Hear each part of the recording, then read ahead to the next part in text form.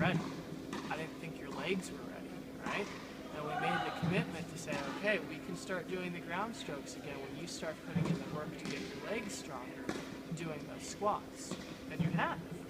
And so we started doing the ground strokes again. We spent a long time, a couple practices in a row, just working on consistently getting the width of your stance and the depth of your knee bend and getting that to become a habit. Notice that's a skill that you can do.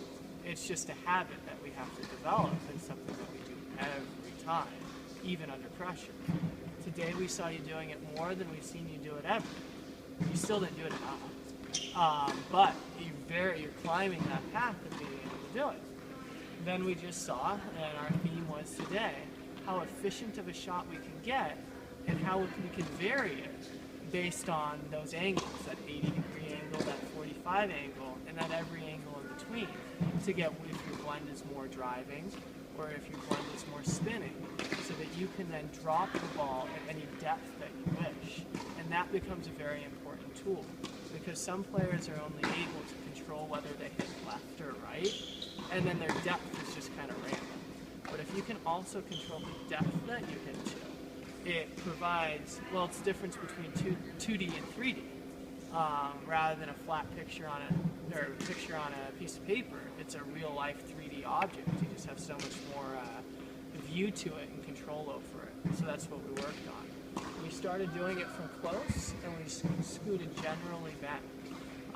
Our goal is to make it so that from each zone, we can get a very high percentage of them precisely the depth that we want before we move back to the next zone.